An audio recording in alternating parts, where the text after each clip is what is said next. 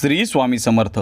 पितृ पंधरवड्यातील 10 तिथी सर्वात महत्त्वाच्या आहेत आणि त्यांचे महत्त्व आणि काही मान्यता पाहूया।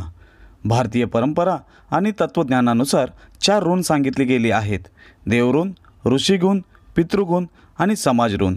हे 4 ऋण फेडणे माणसाचे कर्तव्य मानले गेले आहे।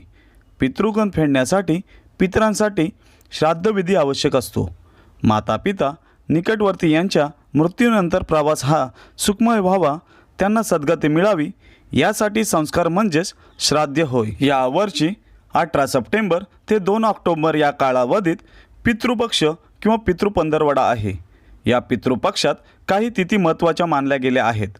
अनंत चतुर्थी झाल्यानंतर भाद्रपद महिन्याच्या वद्य पक्षात पितृपंधरवडा असतो।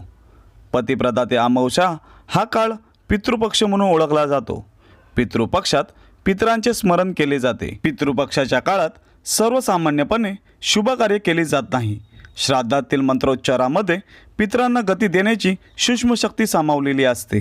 श्राद्ध या शब्दापासून श्राद्ध हा शब्द निर्माण झाला आहे। इहलोक सोडून गेलेल्या आपल्या वाडवडिलांनी आपल्यासाठी जे काही केले त्याची परतफेड करणे अशक्य असते। त्यांच्यासाठी जे पूर्ण श्रद्धेने केले जाते ते श्राद्ध होय। पूर्वजांमध्ये देवतांप्रमाणे वरदान आणि शाप देण्याची क्षमता असते, असा उल्लेख गरुड पुराण आणि कठोपनिषद यांसारख्या ग्रंथात आढळून येतो। त्यामुळे पूर्वजांना प्रसन्न ठेवल्यास कुटुंबातील सुख, शांतता, समृद्धी कायम राहते अशी मान्यता आहे। पितृपक्षातील महत्त्वाच्या तिथी: 18 सप्टेंबर रोजी सकाळी 8:03 भाद्रपद पौर्णिमा समाप्त होत आहे। यानंतर महाप्रलयारंभ होत असून प्रतिप्रदा श्राद्ध या दिवशी करावे असे सांगितले जात आहे। पौर्णिमेच्या दिवशी अगस्त्य ऋषींना तर्पण करून जल अर्पण केले जाते। यानंतर भाद्रपद वद्य प्रतिपदेपासून ते अमावस्येपर्यंत पूर्वजांचे श्राद्ध तर्पण करतात। संपूर्ण वर्षात ज्या तिथीला कुटुंबातील सदस्याचे निधन झाले आहे त्या तिथींना पूर्वजांचे स्मरण पूजन केले जाते। भाद्रपद वद्य तृतीय 20 सप्टेंबर रोजी असून या दिवशी तृतीय श्राद्ध करावे। याच वर्षी किंवा सुरू असलेल्या वर्षी मृत झालेल्या व्यक्तींचे श्राद्ध त्या पक्षातील चतुर्थीला किंवा पंचमीला भरणी नक्षत्र असताना केले जाते। त्याला भरणी श्राद्ध असे म्हणतात। यंदा 21 सप्टेंबर रोजी भरणी श्राद्ध आहे। भाद्रपद नवमीला अविधवा नवमी असे संबोधले जाते। या दिवशी अहेपणी म्हणजे नवरा जिवंत असताना मृत झालेल्या महिलेचे श्राद्ध केले जाते।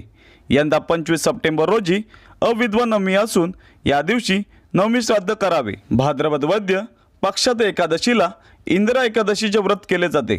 याचे फलस्वरूप पूर्वजांना पुण्यदान मिळते आणि त्यांना मुक्ती मिळते अशी मान्यता आहे। यंदा 28 सप्टेंबर रोजी इंदिरा एकादशी असून 29 सप्टेंबर रोजी मघा श्राद्ध करावे। भाद्रपद द्वादशीला दिवंगत संन्यासी व्यक्तींचे श्राद्ध केले जाते। यंदा 29 सप्टेंबर रोजी द्वादशी श्राद्ध करावे। भाद्रपद चतुर्दशी या दिवशी अपघात, विष, शस्त्र किंवा अन्य कोणत्याही कारणाने अनैसर्गिक मृत्यू झालेल्या दिवंगत व्यक्तींचे श्राद्ध केले जाते। 1 ऑक्टोबर रोजी चतुर्दशी श्राद्ध करावे। भाद्रपद अमावस्येला सर्व पितृ अमावस्या म्हटले जाते। अमावस्येच्या दिवशी मृत झालेल्या व्यक्तींचे या दिवशी श्राद्ध केले जाते। याशिवाय ज्या व्यक्तींना आपल्या पूर्वजांच्या निधनतिथी ज्ञान नसेल अशा सर्वांनी सर्व पितृ अमावस्येला आपल्या पूर्वजांचे श्राद्ध करावे। 2 ऑक्टोबर रोजी सर्व पितृ अमावस्या आहे।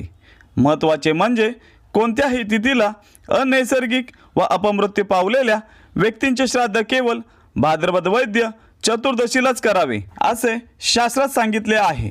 अशा प्रकारे आज आपण या व्हिडिओमध्ये श्राद्धाच्या महत्त्वाच्या तिथी पाहिल्या आणि श्राद्ध कसे करावे ते सुद्धा पाहिले। तुम्ही चॅनलला नवीन असाल तर आत्ताच आपल्या चॅनलला सबस्क्राईब करा आणि व्हिडिओ शेअर करा।